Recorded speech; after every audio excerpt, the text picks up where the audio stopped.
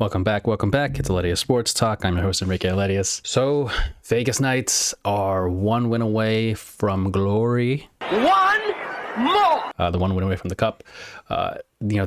Game 4 was pretty similar, in my opinion, to Game 3. And in that, they dominated most of that game, right? They were the ones who had control for most of it. It took what, like the most flukiest bounce I think you'd ever see. There's one. There's two.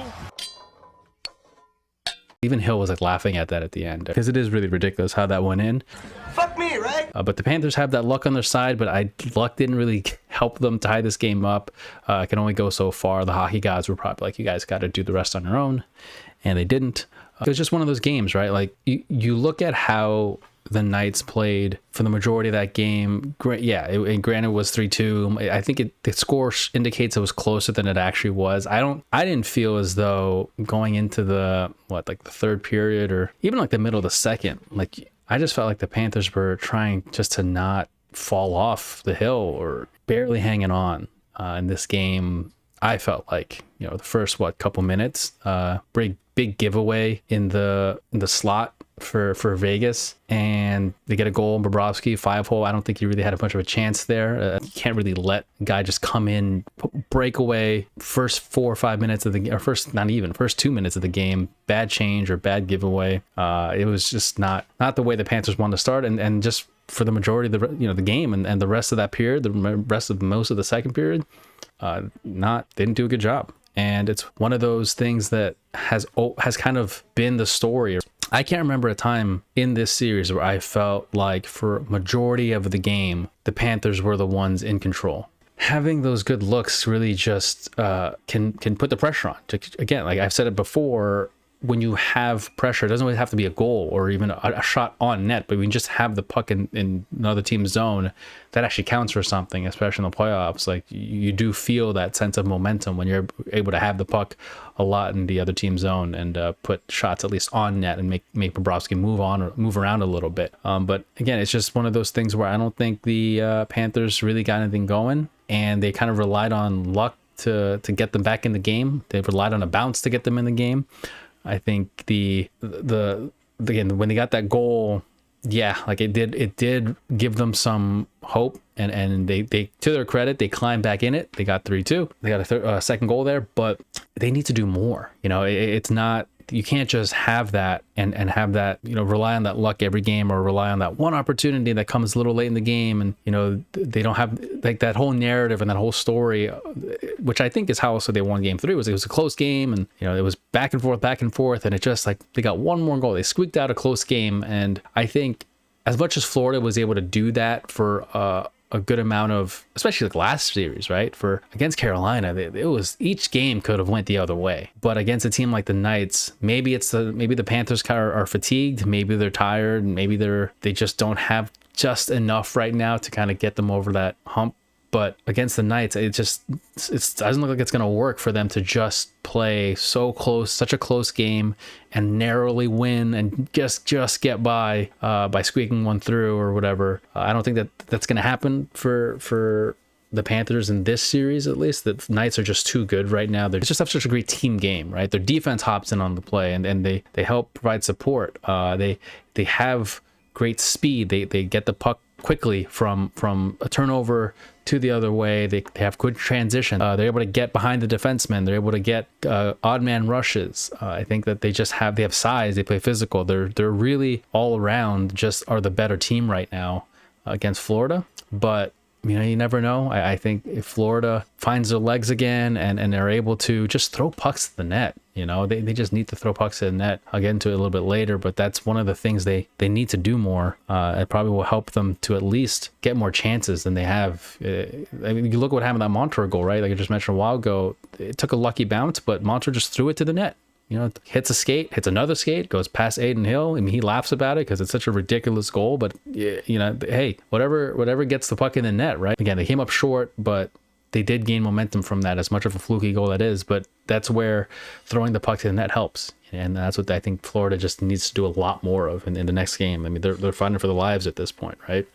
And another thing too that the Vegas Knights are great in this series, at least, is that they play such a team game, right? Their entire rosters is helping out. They're pretty.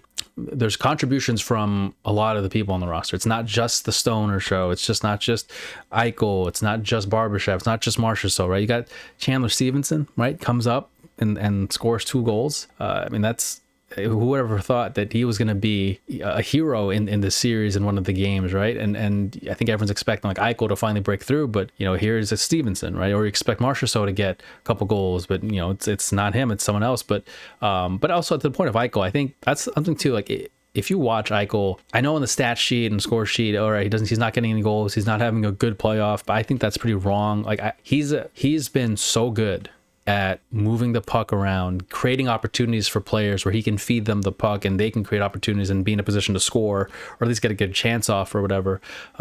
That's also a big part of the game here, and being useful to a team. And that's the value that's not always talked about, or because it just doesn't show up as much in the score sheet, right? It doesn't show up in the stat sheet. If he does a good move to get the puck into the zone and creates an opportunity and passes it over, and now they're in a good scoring chance. Those are things that don't show up in the stat sheet, but if you watch the game and you're watching how he's playing, you notice it. And as a team, if he's not in the lineup or if he's not there doing those things, it's very noticeable. So, and same thing with Mark Stone, Barbashev, all these guys.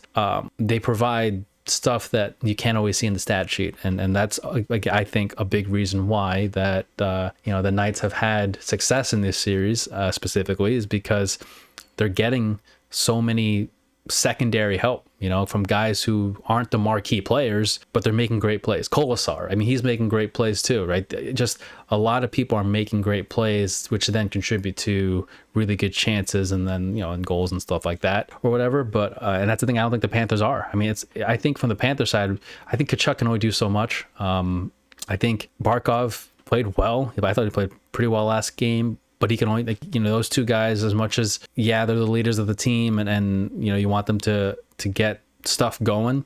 And when you're this deep in the playoffs, you need someone else who isn't a marquee player like the Knights have had on their team. You need someone to step up, or a couple guys to step up, make up a couple plays. We're not saying you got to score a hat trick. We're not saying you got to be the next Connor McDavid going down the ice and carrying it all the way through. It's just that they're going to need someone who can, like, get to the puck a little quicker and then chip the puck in a little, before the next guy, and just find a way to just give it, maintain possession right before it exits the zone or whatever. Little things like that, just making a good play here and there, a good defensive play to stop the puck from going in or whatever, or a good odd man rush to stop an odd man rush. Because I think at this point, personally, I feel bad for Bobrovsky. I think he got shelled in 1 and 2 and lets in a lot of goals or whatever. But I just think if he wasn't in net, I think it would have been 7-2, 6-2 in the past 2 games. I think he has made so many good stops that are underrated, in my opinion, because he is so good. He's been so good this playoffs that you're almost expecting him to just make those stops.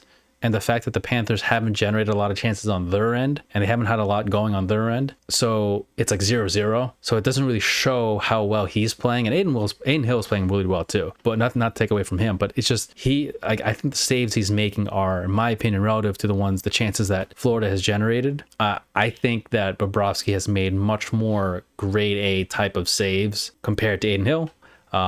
Again, not taking anything away from either one of them. I just think that I feel bad for Bobrovsky because he's playing so well. It's almost like, it's kind of eerie. It's a little bit like a flashback to the 96 playoffs, right? Like, not that I wouldn't say the Knights are the same as that Avalanche team, and they were unbelievable. And not that Aiden Hill is Patrick Waugh by any means, but I'm just saying on the Panthers side, Van Beesbrook, right? He was the reason why they were there. He was so good. And same thing with Bobrovsky, he was so good, but it's just they couldn't get a win back then. At least the Panthers get a win now. They got 1 win, but they just need, someone else to step up. They just need he needs some support. Tkachuk needs some support. Barkov needs some support. But I wonder who's going to step up for the Panthers. We'll see. But as far as I'm concerned, Game 4 looked a lot like Game 3, except that it just kind of went the Vegas Knights way. And we'll see if the Panthers can adjust, because if they don't, then it's the cup is going to Vegas, and we're going to see them paraded all around the strip all night. But we'll see what happens. I think Panthers ever try. Could you imagine if they come back and they beat the Knights and they come back in the series, win the cup, they would have, this probably, I mean, this could be one of the greatest playoff runs of all time. Yeah, beating the best team in the NHL down 3-1, then coming back, and now for the cup coming back from 3-1, that'd be unbelievable. But we'll see if that